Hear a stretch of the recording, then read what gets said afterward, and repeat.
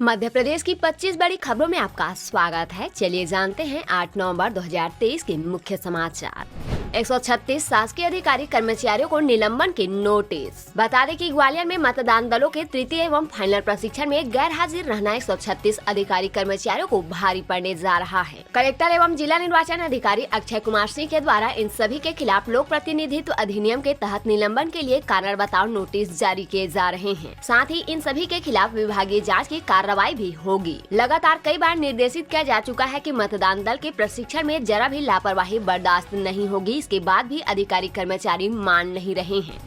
सागर में महिलाओं ने रैली निकालकर दिया मतदान का संदेश। विधानसभा चुनाव के चलते लोकतंत्र में मतदान के महत्व को समझते हुए सागर में महिला मतदाताओं ने स्कूटी रैली निकाली। रैली डॉक्टर हरि सिंह गौर केंद्रीय विश्वविद्यालय गौर मोर्टे से शुरू हुई, जो सिविल लाइन होते हुए मकरोनिया स्थित 10वीं बटालियन पर जाकर समाप्त हुई। कलेक्टर व जिला निर्वाचन अधिकारी दीपक आर्य ने बताया कि आगामी विधानसभा चुनाव में मतदान प्रतिशत में वृद्धि के लिए आयोग द्वारा स्वीप समिति के माध्यम से प्रयास किए जा रहे हैं।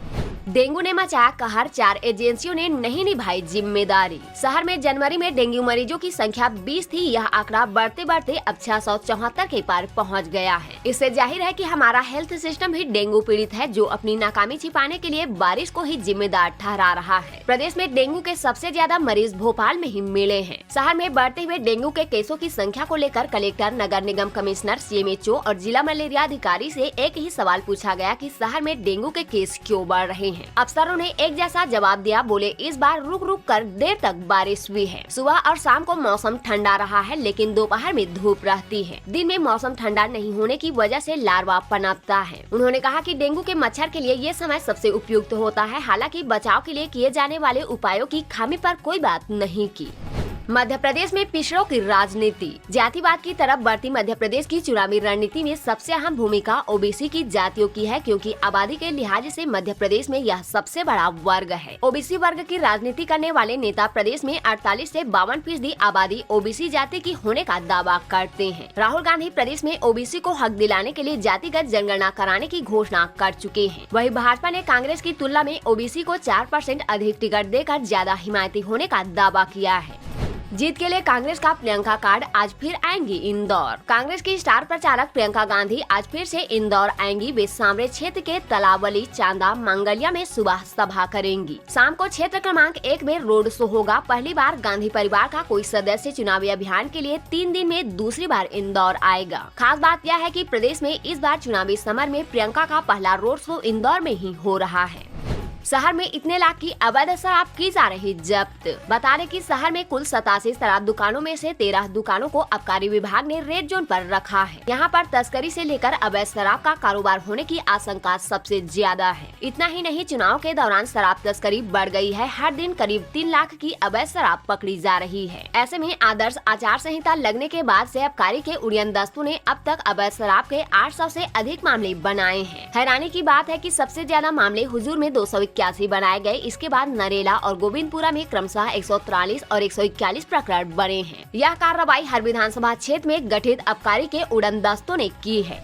दिग्विजय सिंह का कैलाश विजयवर्गीय पर कटाक्ष। कांग्रेस महासचिव दिग्विजय सिंह ने इंदौर में मीडिया से बात करते हुए विजयवर्गीय पर कटाक्ष करते हुए कहा कि कलाकार संकट में है। दिग्विजय ने आगे कहा कि प्रदेश के भाजपा नेतृत्व से केंद्रीय नेतृत्व ही नहीं, जनता भी नाराज है। 18 साल की सरकार को लेकर नाराजगी नीचे तक महसूस की जा रही है। इससे भाजपा डरी हुई है। इस बार कांग्रेस को स्पष्ट बहुमत मिलेगा और 130 से ज्यादा सीटें आएंगी।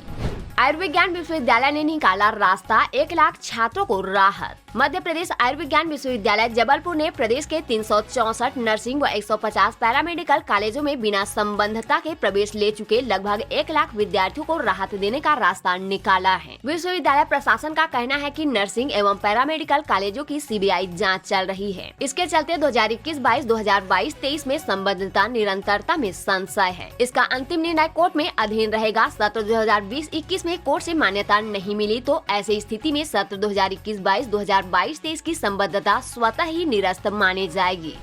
बूथ प्रबंधन की रणनीति। विधानसभा चुनाव के लिए प्रदेश में बड़ी बड़ी सभाएं हो रही है, लेकिन प्रदेश भाजपा अध्यक्ष बीडी शर्मा इन सबसे दूर जिला और विधायक स्तर पर जाकर बूथ स्तर के कार्यालयों की बैठक को संबोधित कर रहे हैं। इनमें एक ही संदेश है कि बूथ पर चुनाव लड़िए।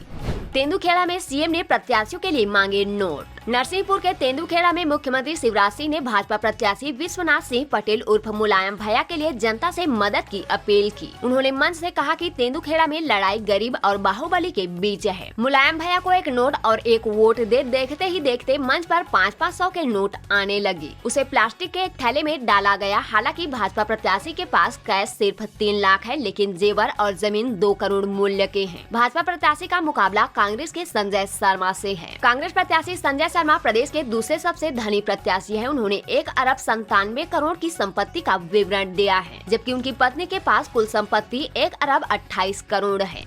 पहली बार वोट फ्रॉम होम। बता दें कि पहली बार 80+ के बुजुर्ग और दिव्यांग वोटर्स ने विधायक चुनने के लिए घर बैठे पोर्टल बैलेट के जरिए वोट डाला। निर्वाचन आयोग के निर्देश पर पहली बार वोटर्स के घर पर पोलिंग बूथ बनाया गया। ये बूथ भी वोटर्स के घर के किसी कोने में नहीं, बल्कि बुजुर्ग और दिव्यांग वोटर के सोफे और खटिया पलंग पर बनाया गया।